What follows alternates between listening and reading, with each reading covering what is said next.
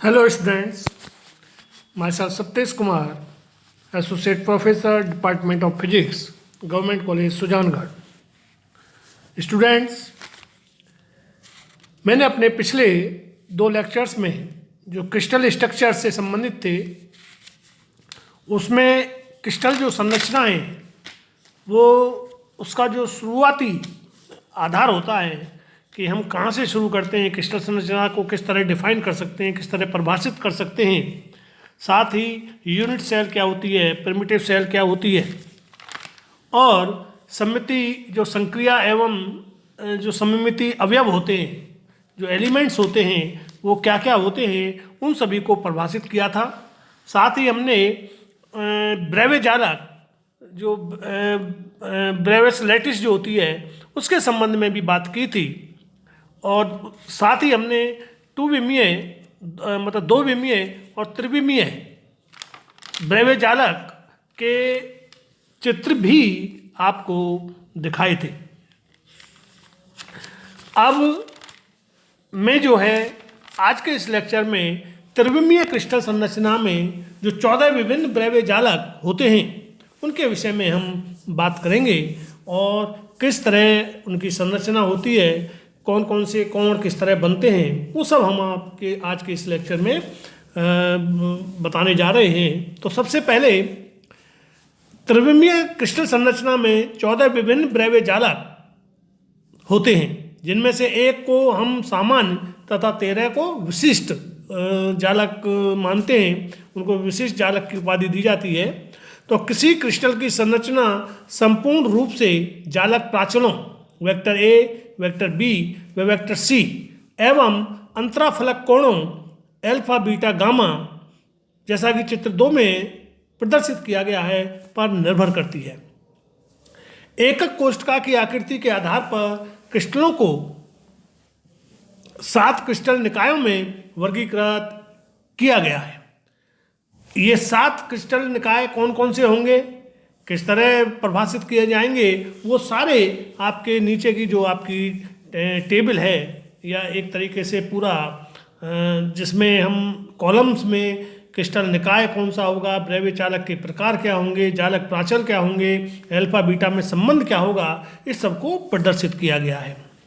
तो जैसे हम बात करते हैं घनाकार क्यूबिक जो क्रिस्टल निकाय होते हैं उसमें 3 आपके ब्रेवे जालक के प्रकार जो होते हैं वो 3 होते हैं, और जालक जो प्राचल होते हैं उनमें से प्रत्येक का मान बराबर होता है।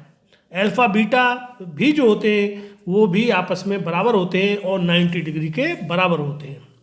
इसी तरह आपका चतुष्कोणीय, समचतुर्भुजी, एक तनाक्ष, त्रितनाक्ष और त्रिकोणीय और शतकोणीय, इस तरह ये 7 प्रकार के जो आपके क्रिस्टल निकाय हैं वो आपको सारे के सारे इसमें परिभाषित किए गए हैं। ब्रेवे जालक के प्रकार कौन कौन से होंगे वो सारे के सारे आपके इंडिकेशन इसमें दिया गया है, प्लस जालक प्राचल क्या होंगे ये सब आपके परिभाषित किया गया है, स्पष्टतः उनको दिखाया गया है, प्लस अल्फा बीटा कोण के मान प्रत्येक क्रिस्टल निकाय के लिए क्या होगा ये भी आपका प्रदर्शित किया गया है।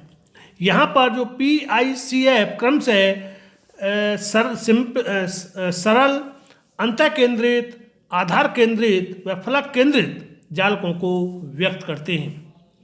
मतलब P जो है वो सरल, जो I है वो अंतः केंद्रित बॉडी सेंटर्ड, जो C है वो आधार केंद्रित बेस सेंटर्ड, और जो F है वो आपका फलक केंद्रित जो आपका फेस सेंटर्ड जालकों को व्यक्त करते हैं। तो इस तरह घनाकार में आपके 3 तरह के जालक निकाय होते हैं, आपका सिंपल भी होता है, अंतः केंद्रित होते हैं और आपके फलक केंद्रित होते हैं।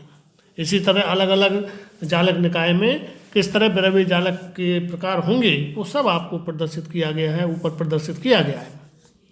तो विभिन्न 14 जालक निम्न चित्रों में प्रदर्शित किए गए हैं।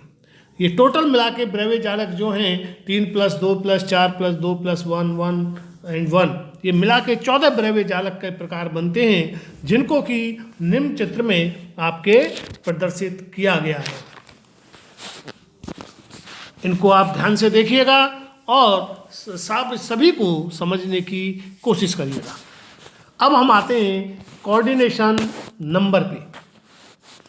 कोऑर्डिनेशन नंबर जो है या समन्वय संख्या या सहसंयोजक क्रमांक, कोई तीनों नाम हो सकते हैं, कोऑर्डिनेशन नंबर, समन्वय संख्या या सहसंयोजक क्रमांक।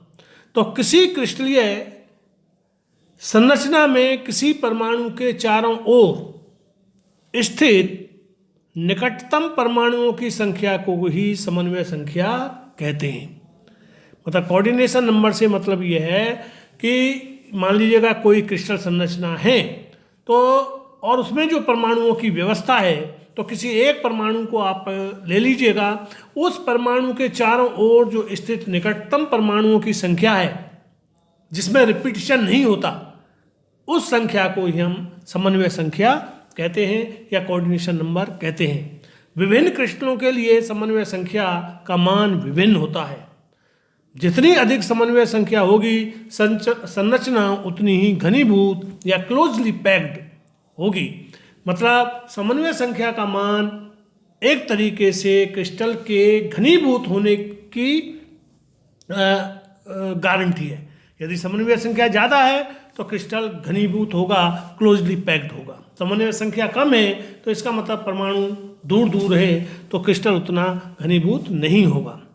तो किसी क्रिस्टल की यूनिट सेल में परमाणुओं के आयतन तथा यूनिट सेल के कुल आयतन के अनुपात को क्रिस्टल के लिए संकुलन घनत्व या आपेक्षिक पैकिंग घनत्व या संकुलन गुणांक कहते हैं। तो यहाँ पर हमने कोऑर्डिनेशन नंबर के साथ साथ एक और जिसे कहते हैं परिभाषित कर रहे हैं, एक चीज़ और परिभाषित कर रहे हैं, उसे हम कहते हैं संकुलन घनत्व या आपेक्षिक पैकिंग घनत्व या संकुलन गुणांक। तो किसी संकुलन गुणांक से मतलब किसी क्रिस्टल की यूनिट सेल में परमाणुओं के आयतन तथा यूनिट सेल के कुल आयतन के अनुपात को क्रिस्टल के लिए संकुलन घनत्व या अपेक्षित पैकिंग घनत्व या संकुलन गुणांक कहते हैं। यहाँ पर HCl, BCCl व FCCl के लिए समन्वय संख्या क्रम से 6, 8 व 12 है, जबकि प्रति यूनिट सेल परमाणुओं की संख्या निम्न प्रकार होगी। तो जैसे HCl में हम बात करें तो उसके लिए 8 × 1/8 बराबर 1 atom per unit cell. BCCl में 8 × 1/8 + 1 बराबर 2 एटम पर यूनिट सेल तथा FCCl में आपके 6 × 1/2 + 8 × 1/8 = 3 + 1 बराबर 4 एटम पर यूनिट सेल होते हैं। मतलब HCl means simple cubic lattice, जो आपका सरल घनीय वो क्रिस्टल स्ट्रक्चर होती है उसे हम सिंपल क्यूबिक लैटिस कहते हैं। उसमें पर यूनिट एक एटम होता है, पर यूनिट सेल एक एटम होता है, जबकि बेस सेंटर्ड क्यूबिक लैटिस इसमें आपके 2 एटम पर यूनिट सेल होते हैं, और जबकि FCCl face centred cubic lattice में आपके 4 एटम्स पर यूनिट सेल होते हैं। अब बात आती है घनीय क्रिस्टलों में परमाणुओं की त्रिज्या। सरल घनीय क्रिस्टल सिंपल क्यूबिक लैटिस, सरल घनीय क्रिस्टल में परमाणु त्रिज्या निम्न चित्र से निकाली जा सकती है। ये एक आपका सरल घनीय क्रिस्टल दिखाया हुआ है, उसके 2 परमाणु किस तरह क्लोजली पैक्ड होते हैं वो आपके दिखाए हुए हैं।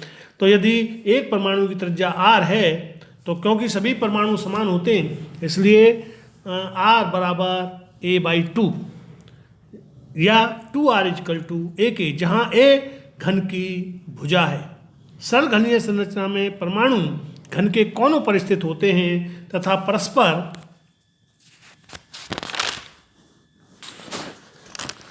स्पर्श करते हैं। अंतःकेंद्रित घनीय क्रिस्टल बॉडी सेंटर्ड, जिसे हम कहते हैं बॉडी सेंटर्ड क्यूबिक लैटिस, यहाँ BCCl बेस सेंटर्ड नहीं, इसे हम बॉडी सेंटर्ड क्यूबिक लैटिस कहते हैं। तो जो अंतः केंद्रित घनीय क्रिस्टल या बॉडी सेंटर्ड क्यूबिक क्रिस्टल्स जो होते हैं, परमाणु त्रिज्या ज्ञात करने के लिए हम निम्न चित्र पर विचार करते हैं। मतलब बॉडी सेंटर्ड जो क्यूबिक क्रिस्टल होता है उसमें परमाणु त्रिज्या ज्ञात करने के लिए निम्न चित्र पर विचार किया जा सकता है। तो निम्न चित्र को देखने से स्पष्ट है कि DF इक्वल टू 4R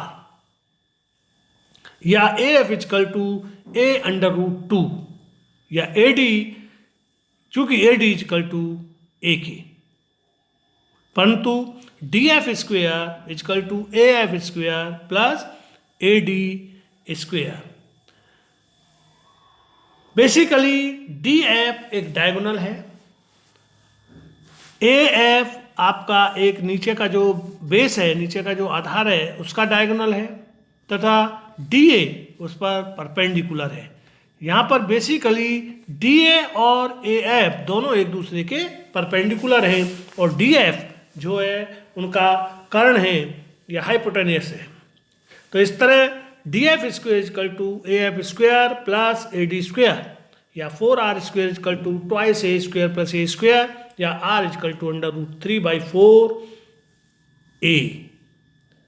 इसी तरह हम फलक केंद्रित जो घनीय क्रिस्टल्स होते हैं FCCL, उनके लिए भी आप त्रिज्या ज्ञात कर सकते हैं। तो परमाणु त्रिज्या निम्न चित्र से ज्ञात की जा सकती है।